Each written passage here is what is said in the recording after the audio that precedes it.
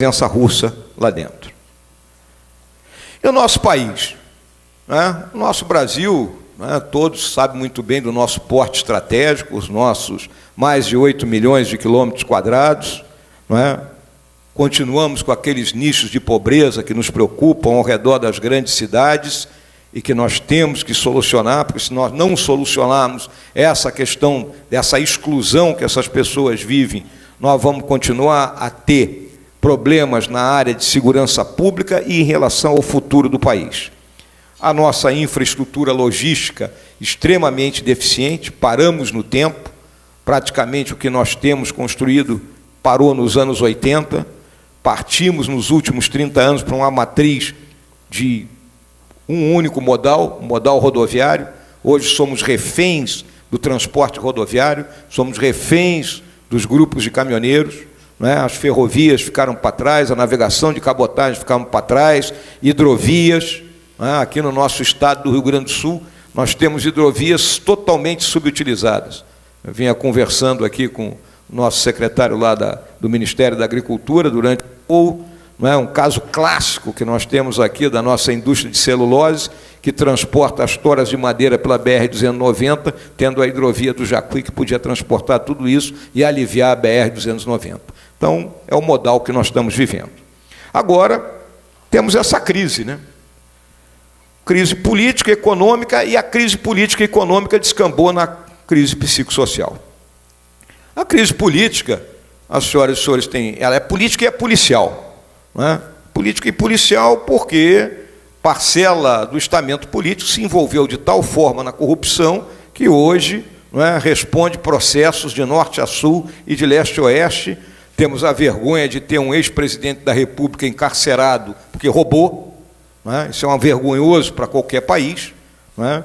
E outros próceres políticos todos, não é, presos ou em vias de ser presos, com toda a contestação que ocorre, com toda a briga que ocorre no judiciário. E o nosso modelo político é um modelo caótico, porque é multifacetado. Nós temos uma extrema fragmentação dentro do Congresso Nacional. Não é? Hoje, dentro da Câmara de Deputados, ali nós temos 26 partidos representados. Não é? Então fica muito difícil a gente conseguir obter maioria, negociar, porque ali cada caso é um caso. Não é? E é o que tem. É dessa forma que nós temos que trabalhar. Agora temos que buscar uma reforma política que enxugue realmente o número de partidos, que os partidos políticos representem o pensamento de setores da sociedade brasileira, né? E, na minha visão, isso passaria pelo voto distrital. Né? O voto distrital ele baratearia as eleições, aproximaria o eleito dos seus eleitores, não é? E, como consequência, fortaleceria os partidos políticos. Mas isso é um passo que terá que ser dado num próximo momento. A crise de valores, a crise psicossocial está centrada naqueles, né, aspectos que eu citei inicialmente. Não é? Essa mudança do modelo econômico, essa questão tecnológica. Hoje, né, somos escravos do aparelhinho que cada um carrega aí. Nós, a geração mais antiga, né, ainda não chegamos a esse nível, mas os mais jovens, eles só trabalham e se comunicam dessa forma.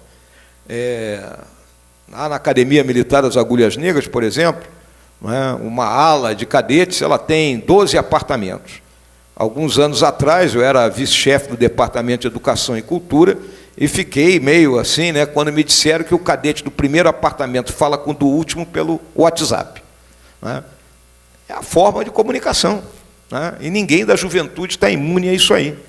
E isso, né, leva a essa insegurança, essa inquietação, essa exposição continuada por meio das redes sociais. E tudo é resolvido no meio das redes sociais e de forma raivosa. Né? A raiva está disseminada aí. Né? Então, qualquer coisa que alguém fala, imediatamente já entra outro, retrucando, e aí está feita a confusão. Né?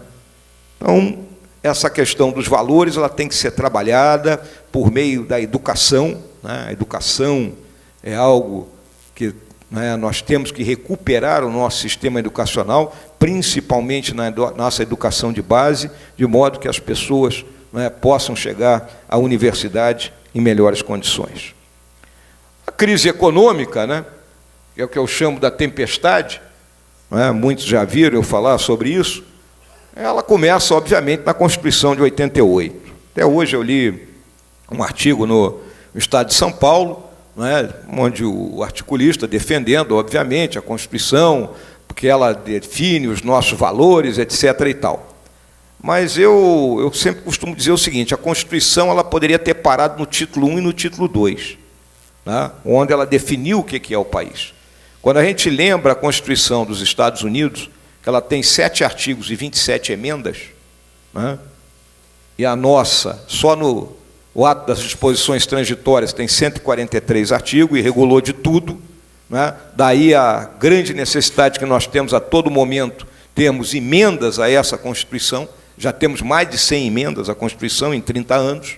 Tá? Então, mostra que ela realmente ela deixou, né? Deixou de facilitar a vida. Ela coloca muito claramente aquilo que são os nossos valores, mas ela cerceou grande parte daquilo que poderia ser uma liberdade econômica mais avançada e em outros assuntos também.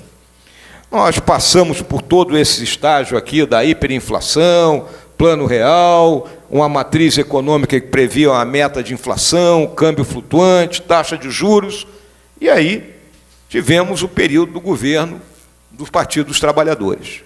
Né? Numa primeira fase, no primeiro mandato do presidente Lula, né, mantendo esses fatores, né, essa matriz que vinha do governo do presidente Fernando Henrique, né, e aproveitou naquele momento que foi a época do boom das commodities, né, a China entrando, comprando tudo, né, o preço das commodities lá em cima, principalmente aquilo que nós vendemos, né, minério, petróleo, né, e mais a questão do nosso agrobusiness, né, e foi uma decolagem do Brasil, aquela famosa capa da The Economist, né, com o Brasil, né, decolando, era o foguete que ia para a estratosfera. Aí ocorreu o mensalão, né, dentro daquele projeto de tomada do poder, de manutenção eterna no poder, vamos construir a maioria e nos manter comprando o Congresso. Isso explodiu, né, a oposição de então achou que o governo ia sangrar e não ia ser reeleito, mas aquela famosa frase aí, que é a economia estúpido, né? A economia estava muito bem, o presidente Lula foi reeleito. E aí enveredou, logo depois substituído pela Dilma, né, num caminho que nos levou a uma autodestruição em termos econômicos. Né? Partimos para um endividamento, uma valorização do câmbio, se aumentou as desonerações e os subsídios, se reduziu os juros por decreto, né? E, em consequência, nos endividamos. Para que os senhores tenham uma ideia, em 2015, a dívida pública correspondia a 51% do nosso PIB. Hoje ela responde por 79% do nosso PIB. Isso em 4 anos. É um aumento inercial da dívida pública. Nós contraímos empréstimo de 600 bilhões de dólares, né? 600 bilhões de reais, perdão, né? Pegamos esse recurso a 13%, pagando 13% de juro, e emprestamos a meia dúzia. Quem é que está pagando essa conta? Todos nós estamos pagando essa conta. Então, esse pacote é o pacote que o nosso governo herdou. Né? Esse pacote levou a essa situação. Nós estamos aqui em 2019, não terminou ainda, mas a previsão é um negativo de menos 139 bilhões. Ou seja, é o 6º ano de resultado negativo, déficit primário, conta de padeiro essa aqui. Não estou colocando o déficit total. Vamos lembrar que a gente paga 400 bilhões de reais de juros por ano. Agora, com a queda dos juros aí, nós vamos pagar uns 30, 40 bilhões a menos, já começa a haver uma sinalização um pouco mais positiva em relação a essa questão. Então, nós temos que resolver esse problema. Tá? E eu lembro aqui o Machado de Assis, né? O Machado de Assis diz que quando alguém tem a vocação da riqueza, mas sem a vocação do trabalho, a resultante desse impulso é uma só, dívida. E aí nós tivemos um arranjo baseado na expansão do consumo e no aumento do gasto público, né? Apelando ao mercado para se financiar. Resultou, machadianamente falando, num aumento, né, tremendo aí da dívida. É o pacote que nós estamos vivendo.